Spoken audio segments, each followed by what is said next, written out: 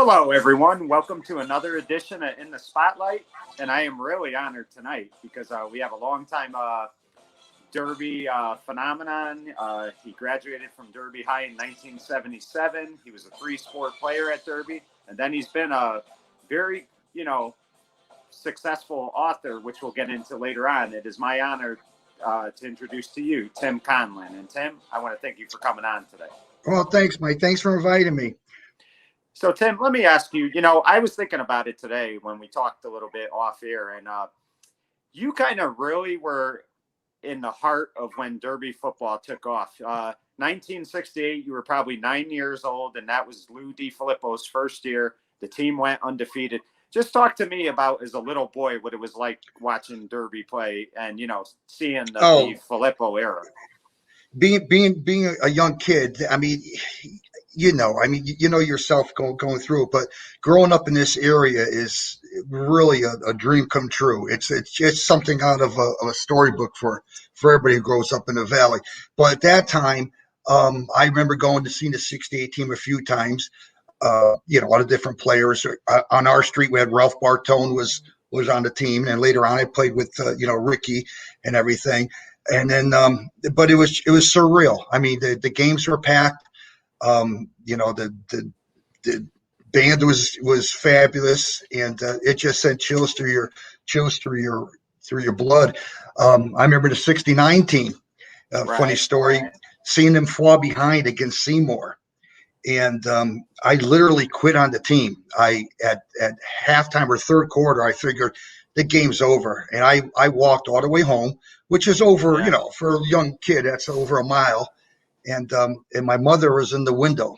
We lived on a second floor, three-family house, and she was listening to the game, of course, on WADS, and knew that Derby was losing. And she yelled out the window to me. She goes, "What are you doing? The game's still on." I said, "They're losing, Mom. They're going to lose."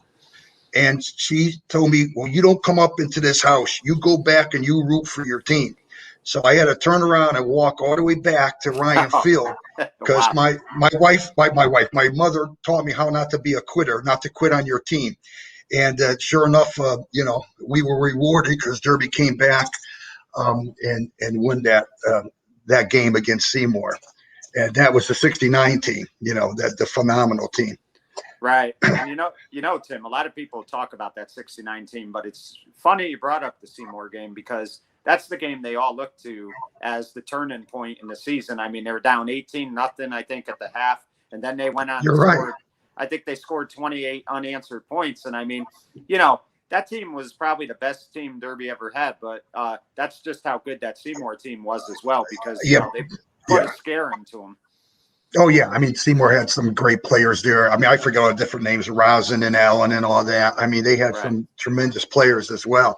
And, people can argue what was the better team, 73, 69, but in my opinion, the 69 team was special, they were huge and, just in every position they were stacked. Right. Now, Tim, let me ask you, I believe the Pop Warner program got started around 67. I could be wrong, but somewhere around there. I think Fran Cirillo kind of started it. Did you play Pop Warner as a young kid? I played 1 year of Pop Warner. I really wasn't exposed too much to football other than watching it. In my family, we were big into the basketball and all that. So I played 1 year of Pop Warner, struggled through it, and didn't want to play again until I got into high school. And then the only reason I played in high school, I played 2 seasons in high school, was because there really weren't enough people in that position. I was a good athlete, obviously, and then I went out for the team and all that.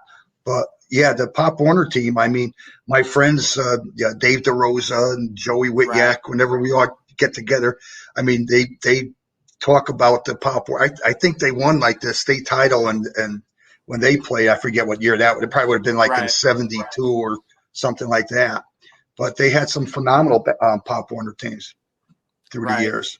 Oh, so interestingly enough, you didn't come out till your junior year. Is that correct for football? Or yeah, that was it. I was always basketball and track, and then I played my junior and senior year for the team. I had never, and I was never.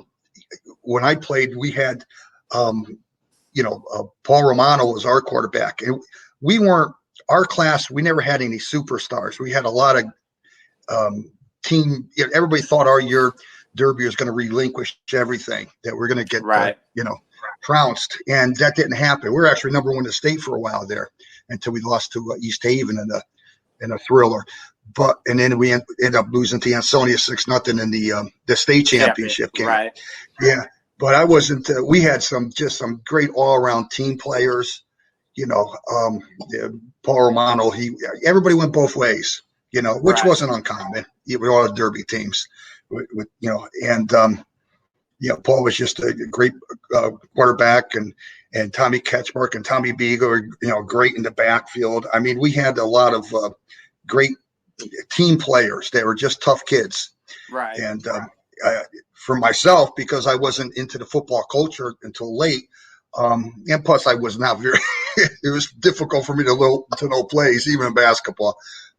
After every play, after every huddle, Paul Romano would have to take me aside, and he would tell me what I'm doing at the next play. Paul, being a quarterback, he knew what everybody was doing all around the field. And he would say, "Hey, Condor, you're doing the dump pass," or "Hey, Condor, you're going over the middle," And then his cousin Matt Romano, when I line up alongside of him, would whisper to me, "You're blocking down. We're doubling this guy." So, but we got through it all. We had great teams, but our year we were very team oriented. Everybody that was on that team was not a superstar as you would look to people for stats or anything like that. They're just typical Valley blue collar work ethic, and we were program players. Lou DeFlippo and Charlie DeCenzo and Frank Alou and Rail Terry. They were just great coaches. I mean, you'd run through the wall for them. You trusted everything they said. Right. And so the program was bigger than the players, put it that way. You could have plugged in almost anybody and be successful because the coaches were that good. Right. And Tim, what's pretty remarkable is you'd only come out your junior year, like you hadn't come out before that 1 year of Pop Warner. And if I'm not mistaken, you played both sides of the ball on end, correct? Yeah. No, I mean, I was an athlete, so I played both sides, offense, defense, special teams. I rarely came out of the game. But that was not just me. That was a lot of players on the team. It was.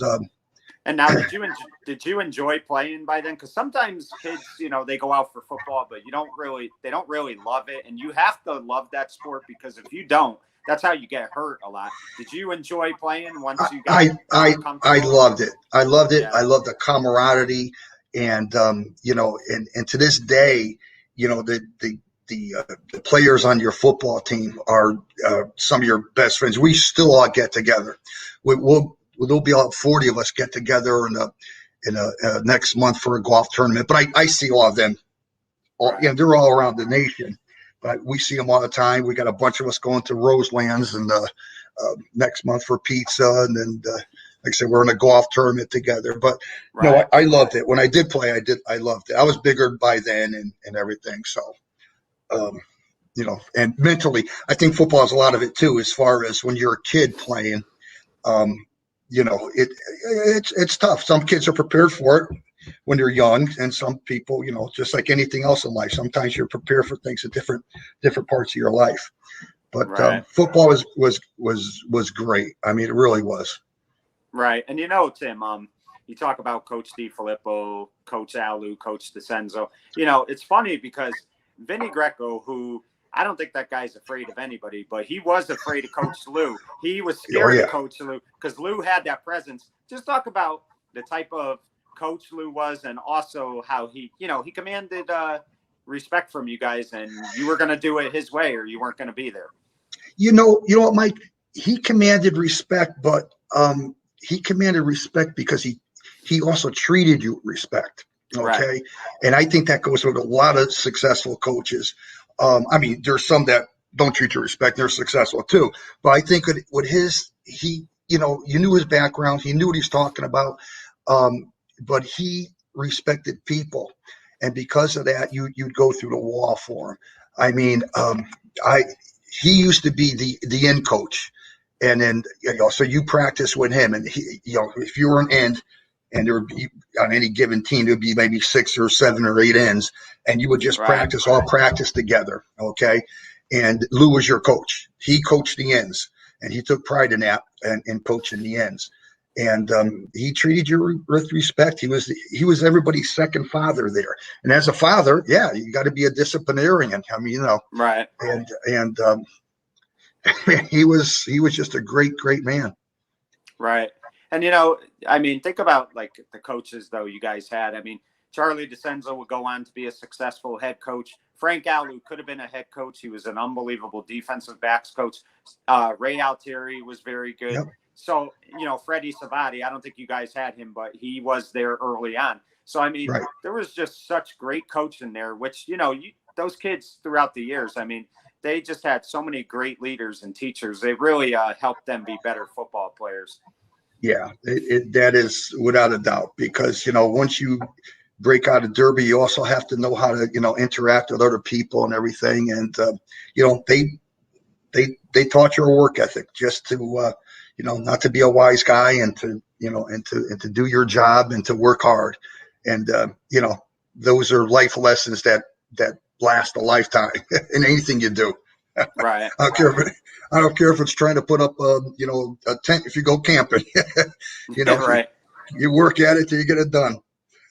Right. So Tim, basketball was the sport that you were tremendous at, and we'll get into your high school career. I think you even started varsity as a freshman, but just tell me, where did the love for basketball begin? I mean, were you a young kid, 9 years old, and you just started going playing biddy, and it really evolved from there?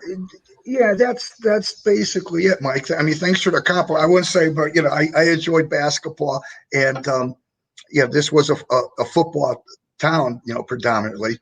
But like you said, I'd go right down the street, and there's Irving School where we played biddy basketball, and then later on over to the old high school where we played biddy basketball, and and it was something that you can.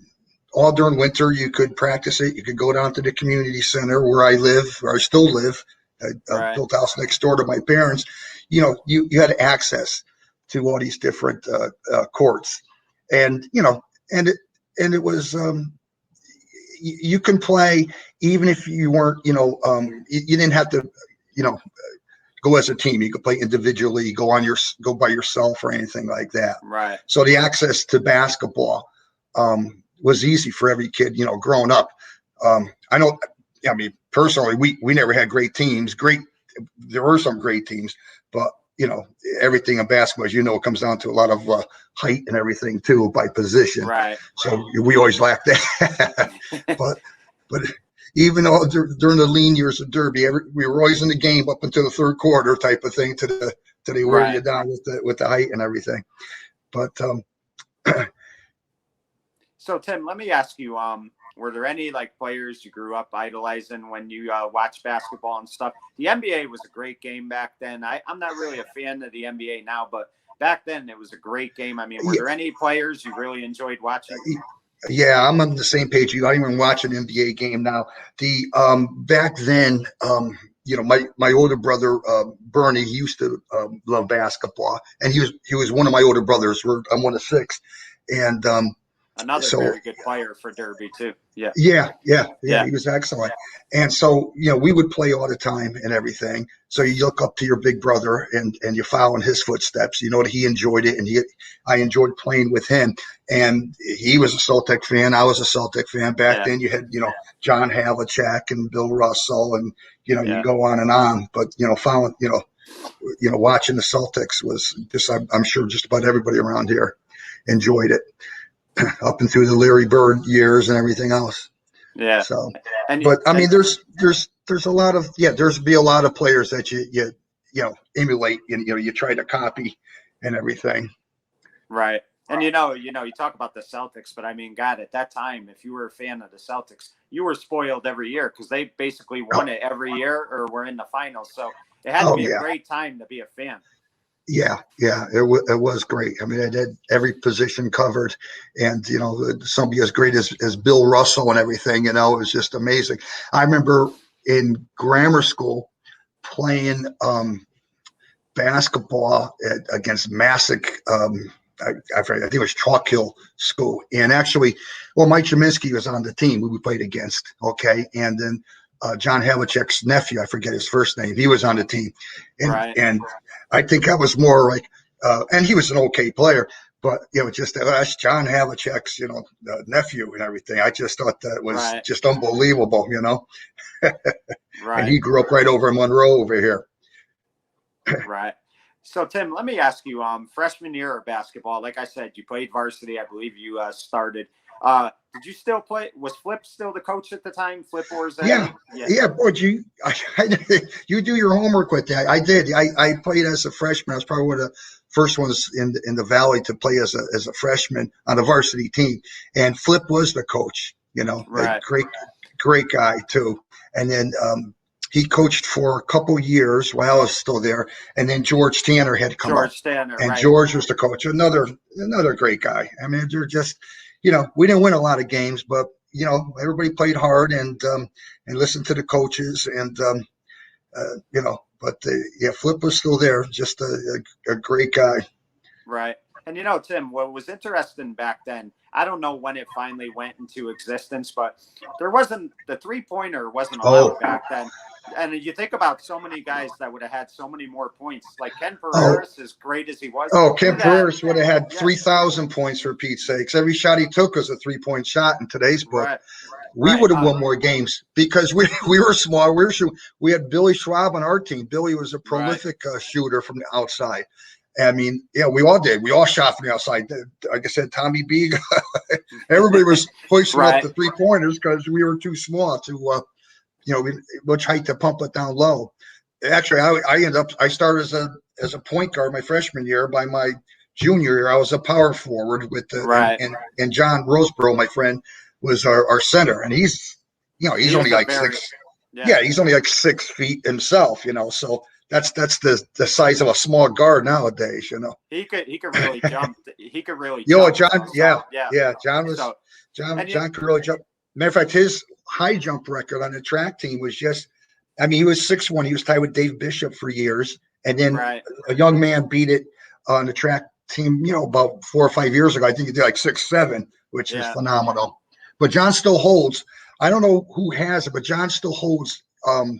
The javelin record because I was there. We were in the state open, he and I I think I threw like 100 in our senior year, like 179, and John threw like 205, and he came in second. Some little guy built like a cannon came up and beat him by like half an inch at the last throw. Man. I tease him about it all the time. To tell the truth. So, Tim, you're good at letting me segue into my next topic. So let's talk about track a little bit. Did you do all 4 years of track? I did. Yeah, I did. We love track. We had 2 state championship teams during the 4 years. Our freshman year, we beat everybody in every position, long distance, running, the weights. I mean, you name it, the jumps. I mean, we just destroyed teams the both years that we won it. Of course, freshman year we had Johnny Pags, running for us. He was one of the sprinters. But yeah, I mean, and the Thompson boys, running the distances and the half miles and they were great. That. They definitely were. Yeah. And let me ask you, you threw a little bit, but you also ran too as well. Did you run? No, I did. I did the high jump, the long jump, the triple jump, the javelin, and then one time I think it was one of the championship meets.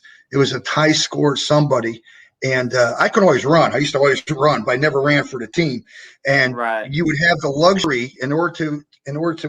It was like a gentleman's agreement. In order to break the tie, they would the coaches would assign something like 2 or 3 weight men to run a 2 mile. Okay. Right. And I got nominated because, even though I was a weight man, I was, lean and can run. So I remember winning at that one time to break I think it was like one of the Hoosie titles, to tell the truth. But yeah, we had a great track team. So it was so much fun. Right.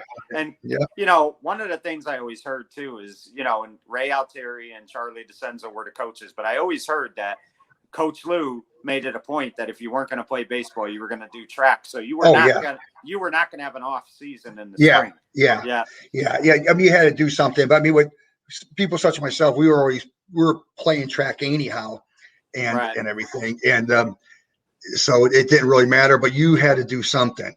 He would get on the kids if you weren't doing something. So you better had a full-time job or something to get out of that, or was you'd hear it from Lou and everything.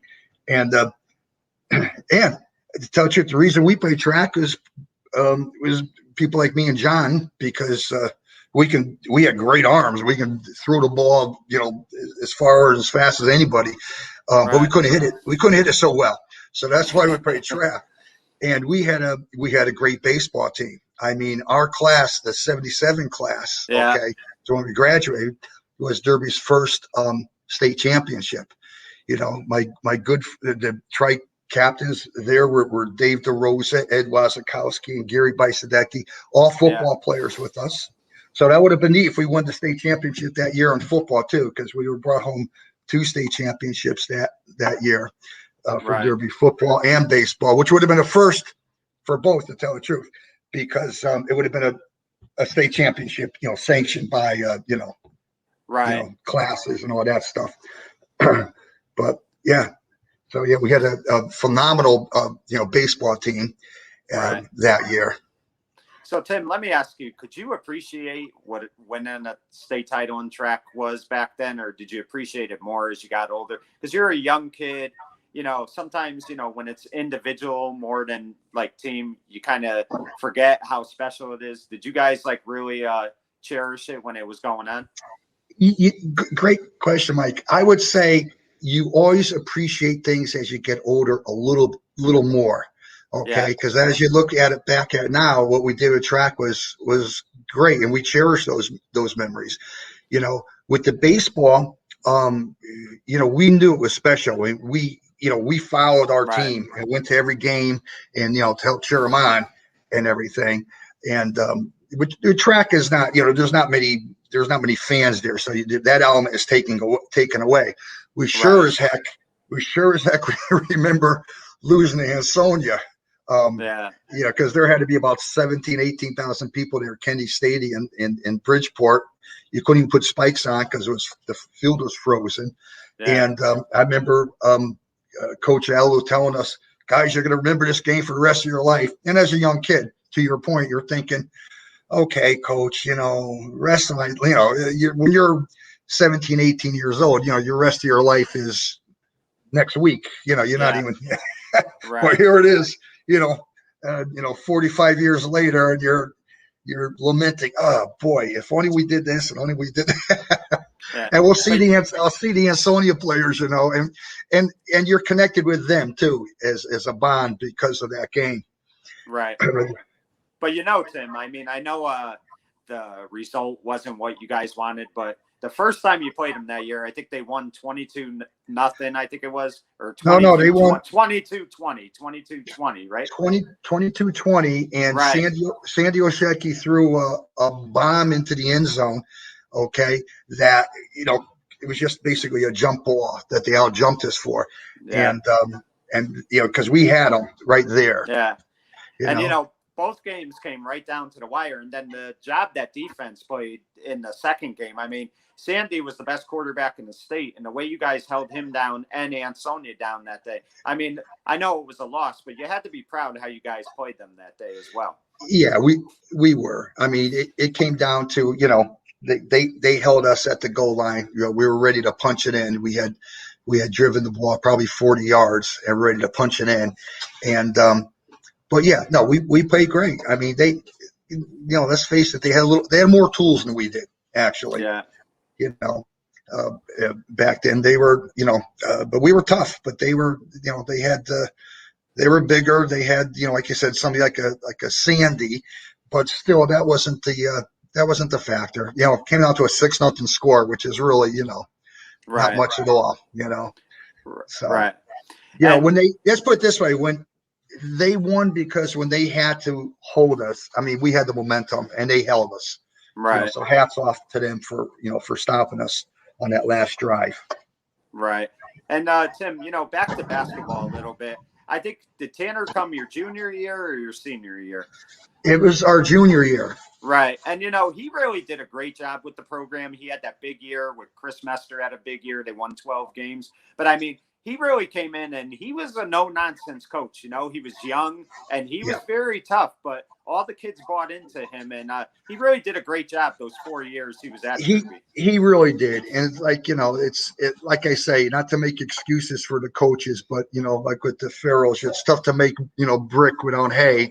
And back then, height was such a big thing. You're in the Housatonic League, and we had a lot of opposing centers that were, 6'7", 6'8", 6'9", over East Haven and Chester and everything. And it's tough to, to combat that. But George did a great job.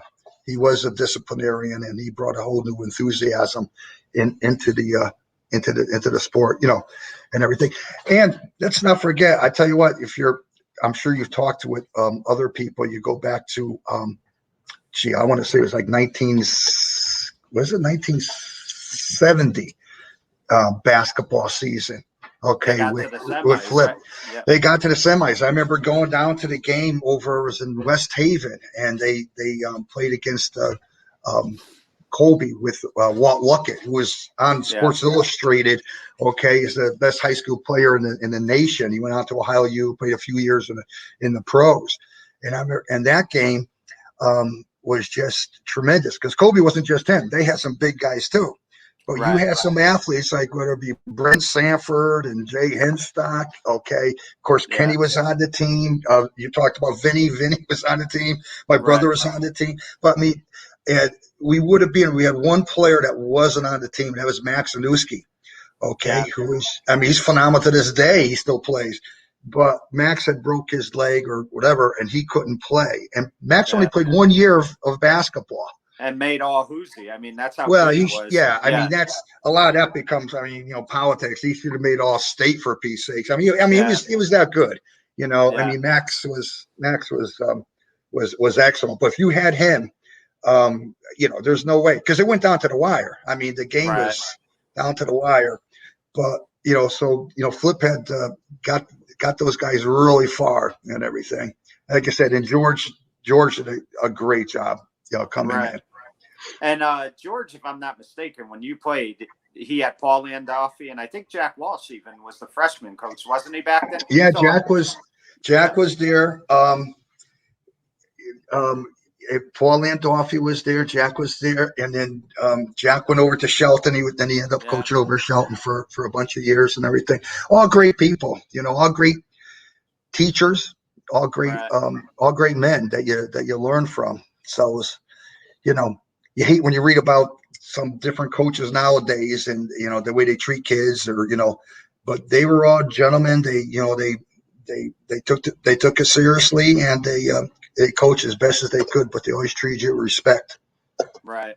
And Tim, talking about Jack Walsh, you played a lot of years in that Derby Men's League, and you were on Adzima's, some of the great teams that you played with. It seemed like every year Adzima's won the title. I mean, you played I think you played with the Duggins, Tommy K, guys like that. I mean, just talk about that, because that was a lot of fun, I'm sure. Yeah, it was a lot of fun. It was funny because a lot of the players, myself included, it's almost like we got better as we got out of high school, because you're growing, you get more physical and all that and everything. But we had some we started out as, we called ourselves the men, and we were like, everybody threw in some money to finance it and get some T-shirts and the fees for the referees, and we won it a few years as calling ourselves the men. And then we went down to Andy Adzima, and he financed us for the next several years. Andy was just a great guy. What a phenomenal career he had as a basketball player. But it was always funny because back then the games were always in the Evening Sentinel, and it was, of course, our teammate name was called the Embalmers, and so I remember Line Katzman doing a sketch of us, like at Zima's were the embalmers and measuring somebody in a coffin type of thing. If it was like, say, Cas and Few, which is who Jack played for, and Max and Kenny, they played for Cas and Few and everything. But yeah, we had some great teams in the men's league. The men's league back then was it was great. I mean, and as you know, even going back to the CYO leagues and the grammar school leagues, I remember I was in grade school. They used to have a high school tournament used to be on there, and people from all around the state would participate. This is down at the community center, which is not even official gym size. And you'd have people like John Williamson in it, and just all the CKOs. You had all these different off-staters playing on this little tiny gym down there. As a grammar school kid, you're seeing these players. Of course, I always kept a book, so that was my job to earn I think we made probably $2 a game or something like that. I'd keep the book or the time, and you didn't want to mess up in those games. They let you know about it. Right. And, you just brought this up too, Tim, the Evening Sentinel. And to me, that was like a dark day in the Valley when that paper went out of business. Yeah. Because that was the greatest paper in the world. I mean, Joe Bonanza, we recently had our Hall of Fame dinner, and he touched upon this, how it had everything in there. You knew everything all the time. Just talk about that paper a little bit, because I'll talk about that. But you mentioned Joe Bonanza. Joe Bonanza was my first Biddy basketball coach, actually. Going back, going back there. But the Sentinel was, like you say, I mean, it was, I delivered the Evening Sentinel every coming home from school. Yeah, me too. I don't know if my customers enjoyed it, because I had my mind elsewhere. I'd have 2 speeds, slow and stop. As a kid, you get so distracted, But you knew everything that was going around. Of course, it was the Evening Sentinel, and nowadays, then with morning papers and the news being, everybody got to know things faster and faster. That went bye. But it kept everybody, close. The biggest thing that hurts now, besides the sports, because everybody, Bill Pucci, they'd write audit. He'd handle the derby sports and everything. Yeah. And he did a great job with audit, every sport and everything. And he'd write about it. And then, you had your different writers all around. And you'd read all the different articles, and you knew who this person was and that person was in each town, And, of course, it kept you together with, with the obituaries, with the with that as well too. It's now if it wasn't for Facebook sometimes and things like that, the internet, you got to really look around to see who passed away, and you hate it when you find out that somebody passed and you couldn't make it to a wake or something. But that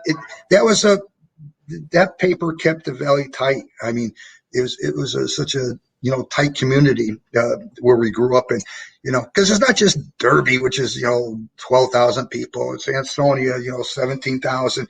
I mean, you rode up in there, all the different Valley towns, in the media ones, Seymour, Oxford, Derby, Ansonia, Shelton. There's a lot of people there, and and back then the other thing was all your dads, everybody worked in a factory. So you had everybody's father meeting somebody else's father, and their kids are going to play against each other that Saturday in football, for instance. So it was just a real great era to grow up in. And to me, the Valley is still a special place. I mean, it's going through transformation, but than what we're used to, but it's still a special place. Right. And, you talk about writers, Tim. Years later, you would become a writer, and you've been a very successful author in the last 20 years or so. Well, let's talk about, first off, before we get into the books that you wrote, how did writing start for you? Did you do short stories in the beginning? How did you go about wanting to write a book? Yeah, I did. I was an English major in college, and I always liked to do the short stories and everything. And writing was my minor. But as you get out of college, you got to get married. You're getting married, you had to find a job, and life goes on so quickly, you don't have a chance to sit down and write. So you fool around with it, with short stories or poems or anything like that. And that's basically how I got into it. And then I remember one time meeting, I got in I was picked out among like 6 people in my English class to meet Isaac Singer, who had just won the Nobel Prize for Literature. Right. He wrote in Yiddish, and then it was translated into English. And I got to meet him, and which was a big deal. But remember, after his talk, it was down at Sacred Heart. After his talk, we went to a private room. There was only maybe 6 of us students, and him and our English professor.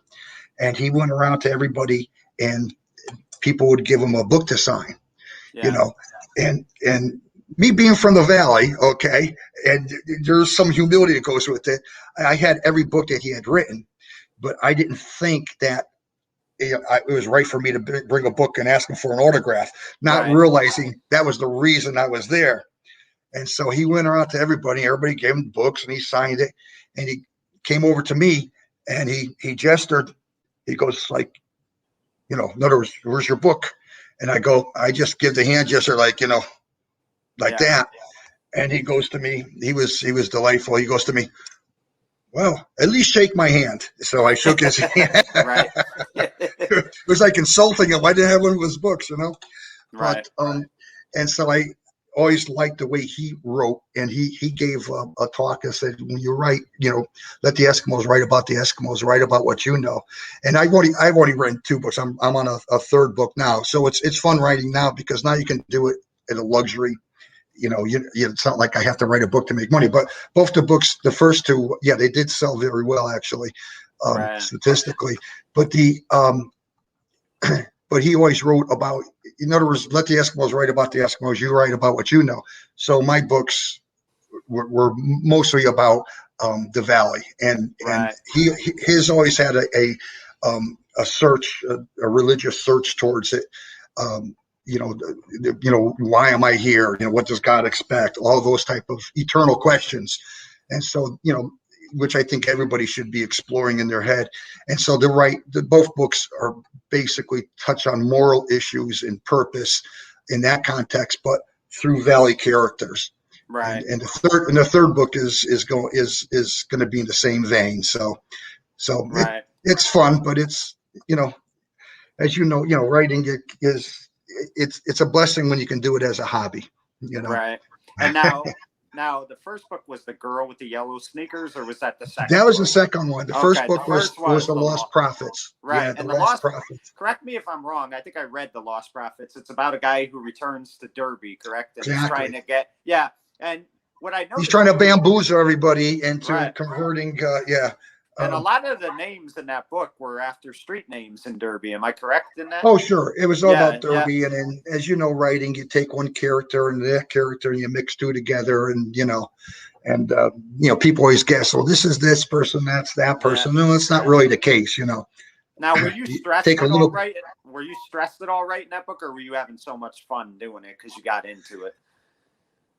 Yeah, when you get in a vein like that, writing, I call it literally, fiction, but it consumes you. I mean, you'd be up at 3 o'clock in the morning until 6 o'clock, and then you have to go to work somewhere and everything. I've always done a lot of traveling, and so it was. You think about it, driving on the highway, the different characters and everything. I find it relaxing. Right. I find it relaxing. And now let me ask you, Tim, did you find yourself reading different books to kind of not get ideas, but figure out how you want to write a book? Like, would you take like something you read from a previous book and say, okay, well, this is giving me an idea of how long it's got to be, or how short each chapter's got to be, or stuff like that? You know what? That's a great question. I would say, not one book in particular. I would say in the theme of a book, like the first book the theme of it would be after the Pilgrim's Progress, okay, which is an old book written in like the 1700s. And it so the theme of it would be more or less like that, where the character's on a progress, okay, a moral progress of himself. Okay, and everything. And as far as writing it, you look at even a lot of different authors today who like Patterson or anybody like that. The shorter the chapter, the better, because you got to bring the reader, you know, Right. I do it myself. I'm reading it. I'll read a couple of books, have a couple of books going on at a time. Right. And I like to, personally, I like to feel that, okay, I made it to this chapter. I can put this away and I can go to sleep now, you Right. know, that type of thing. So, yeah, you want to be able to bring the reader along where they have satisfaction, where they've accomplished something, you know, that night and everything. And of course, you Right. have to have a theme within the theme to advance it along and everything. But yeah, I mean, which all writers do that. But I would say, yeah, the Pilgrim's Progress, and like I said, a lot of the looking at the present and seeing a reason for everything, like Isaac Singer would do. You know, Right. he was always questioning, you know, God and seeing the mystical in everything. Right. Not just the science, but the mystical of, you know, of God and everything. But Right. Now, Tim, how long did it take you to write that first book? the Not, first book. not right, not necessarily how long it took, because I'm sure it might only took you a few months. But how long did it take to get it published and everything like that? Oh, well, that one, you know, as you know, you go to the writing thing, they're trying to publish it. You end up where I ended up going through editors in Canada. They're professional editors and they Oh, give wow. suggestions Yeah. and stuff like that. Okay, as far as that goes, as far as publishing it, yeah, you send it out and in order to publish through a main press nowadays, not too many people are able to do that because all they want is a writer who was already successful in the books for monetarily. Okay, Right. I mean, there are thousands of novels written a year, and if you sell like 500 copies, you're in the top 5 percentile. Okay, Right. that's how competitive it is. Yeah. So, you know, I ended up publishing that through folks up after getting edited up in Massachusetts at the time. The second book was published. I went through the same thing using editors for suggestions and all that. And that I just did through, it wasn't Amazon at the time. It was some company down um, I want to say down in the Carolinas that got bought up on Amazon, which is, you know, print on demand, which is the way to go. Right. Because, you know, and unless you're a person, you got to rely on that. You know, if you look at all your different authors that are out today, they're more interested in a celebrity writing a book Yeah. versus, you know, that. So to me, Right. if you're going to write something, write it to put out a good product for yourself that you'll be proud of, you know, down the road if you know, when you read it again, or if your grandkids read it or something like that, you know. Um, Yeah. to me, that's more important. Right. So, Tim, let me ask you this. The backstory, well, not backstory, I shouldn't say, but a little tidbit about the girl in the yellow sneakers. Is it true the yellow sneakers were your daughter Maria's and those were her feet as well? Yeah, Because that's what I, that is true. Yeah, that is true. yeah, Yeah, I had Maria and my my good friend. Well, he's my godfather, Mark Anthony Izzo, who's always, yeah, you know, taking the photos all around. He took the photo for me and everything. yeah, And yeah, and so that's what's fun about it when you do it yourself and the yeah, cover and everything. You can involve more people and have a fun time with it. right. And I Tim, had yeah, go ahead. Yeah. oh no, and Oh, I had another friend of mine, Vanessa Harding, and her husband Jack, but Vanessa, you know, she would proofread the books and everything. So it's you know, you get people involved that you know, it makes it a lot of fun. yeah. And Tim, what was interesting too is you never used your real name. I think you used Gentle Gimp or something like that. Or Gimple Lee, yeah, yeah, Gimple Lee, and the Gimple story. Lee. I'm sorry. Yeah, yeah, That's okay.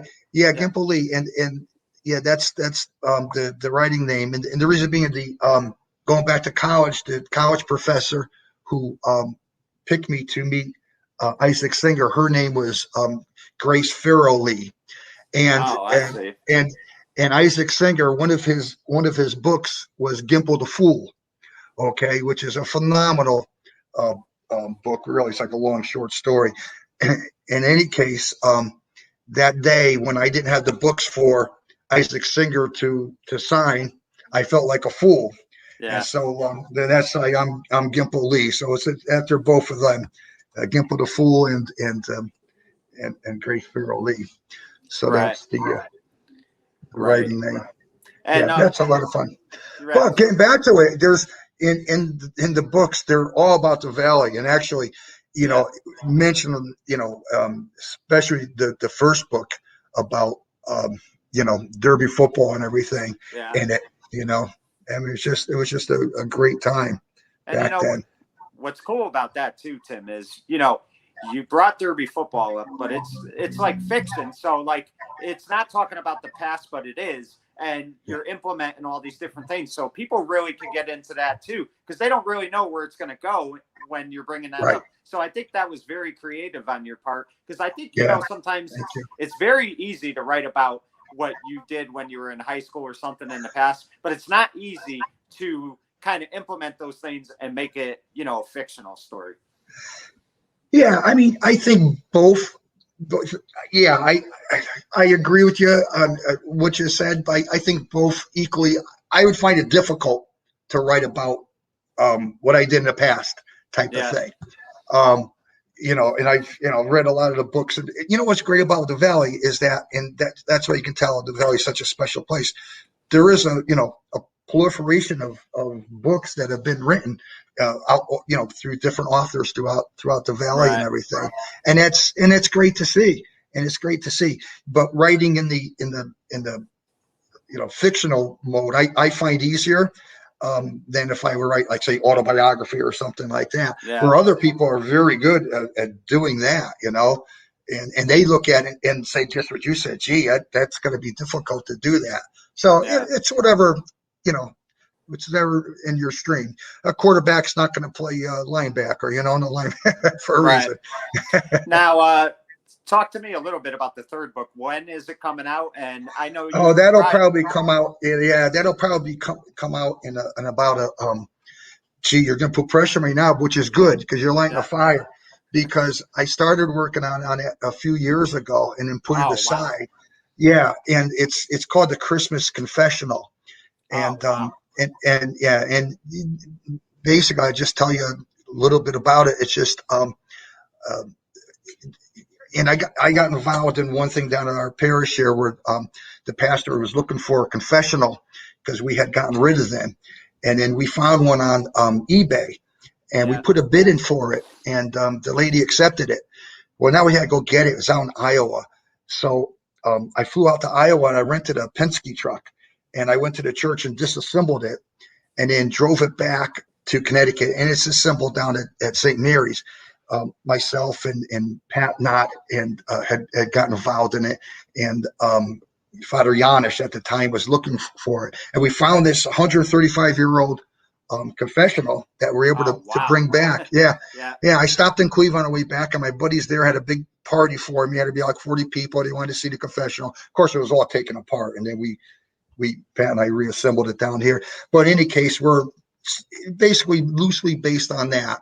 Okay, but two characters, they have to meet up to bring this confessional back, and they're two opposite people, and then through their travels, okay, they rub off on each other, and it's to see how they rub off on each other, And I had put it down, and then, gee, lo and behold, we got all this turmoil and this pandemic and all that stuff. So now it's like, gee, there's so much stuff to write about, and how these characters would go about it. I know how it's going to end already, but now it's getting them from Iowa. I already got them out to Iowa, and they're going into Chicago, and it's getting them all the way back to here and everything.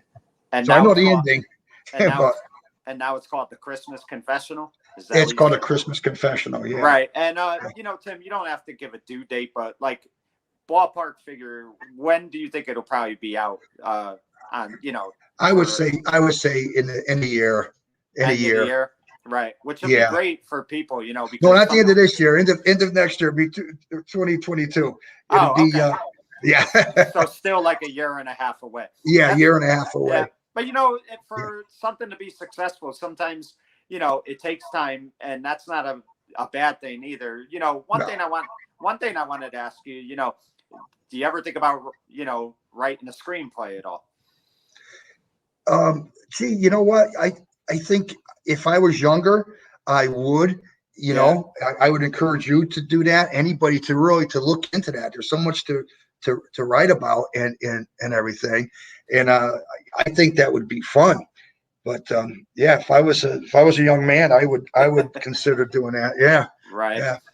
But yeah. Tim, before we go, both your children were great athletes, one at Seymour, one at Derby. Of course, Maria did great things at UConn, and they both have been successful in their everyday lives. So, I mean, as much as you've had success, I would think seeing them do the things they've done in their lives is probably your most proudest moment, correct?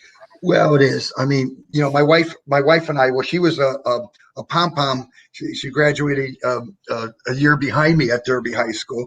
And, right. And she and I have had, great years, as all parents do, watching the children, grow up and participating in the different sports and everything. So yeah, we've been very blessed that way, And Tim, as you know, is a policeman in Derby, and and then Maria's into 1,000 different things. she's always doing something and everything. So but Tim, now. So Tim, before we go, what would your message be like to anybody who's looking to be a writer, a director, whatever it might be, or even, whatever they want to be, a coach? What would be the best advice you could give them if they want to really succeed at it? Well, I would say anything. You get thrown into different things. I would say you have to enjoy it. I would say for writing, and the term success will get thrown around. I mean, because Shakespeare, to thy own self be true. I mean, I think that if you do anything, you have to write for yourself, and you have to try to be a good reporter on the events and everything that you see. Okay, whether that book or screenplay becomes successful or gets picked up, okay, that's a different story. But I think you have to look at anything in life. I think you have to look at yourself in the mirror, okay, and say, hey, did I do that right? Okay, I don't care what it is. Or do I need to make apologies? Or do I need to do that over? Gee, I wrote that page, but you know what? I feel like I copped out right in that page. So I think success is being true to yourself and maybe being a good reporter, trying to report the facts that you see them in the context. What my writing is in the context of what is God's grand plan for all of us and everything, and trying to find that. So I would say I'd be successful. It's just be true to yourself, okay, and don't, if you want to be monetary successful and everything, and you're fortunate, you go that way, and that's fine. That's your business. But I think you have to look at yourself in the mirror, and if you can look at the man in the mirror, okay, and say, and nod yourself, say, yeah, okay, that's success. You don't have to be some multi-million-dollar seller or anything like that. You just got to be able to look at yourself in the mirror and not cop out. Right. So not to put you on the spot, but from one fellow Yankee fan to the other, are the Yankees done, or do you still give them a chance? I don't give them a chance. I think there's too much turmoil on the team. It's been a long season. Well, anyway, Tim, this was an honor. Michael, it's been a pleasure talking to you. You're a great interviewer. You bring a lot of great questions and bring a lot out of your the folks that you interview. It's been I've listened to a few of them, and it's been my honor coming on. Thanks for asking me. Well, I really appreciate the kind words, but what you've done over these for decades in Derby, not just sports, writing books and stuff like that, but just the community and everything else. You've never forgotten where you've come from, and I think that's always important, because sometimes people do, and you never have forgotten it. I think it's great how you kept the Derby memory alive in those books, and I really do applaud you for everything you do. And it was really my honor to talk to you today. Oh, thanks, Michael. Thank you so much. All right. And I wish you the best of luck. Folks, Tim Conlon, I didn't really get to meet him till about 7 or 8 years ago, but he was always very helpful to me, gave me some good ideas. I was thinking about maybe writing a book or doing a show. He'd always give me good advice. And he's done so many great things for the town of Derby, for the community. And he's just a great guy overall. And that's what stands out the most to me is, he give you the shirt off his back. He would do anything for anybody, and he's one of the real good people in the Valley. For In the Spotlight, I'm Mike Kenichi saying good night, everyone.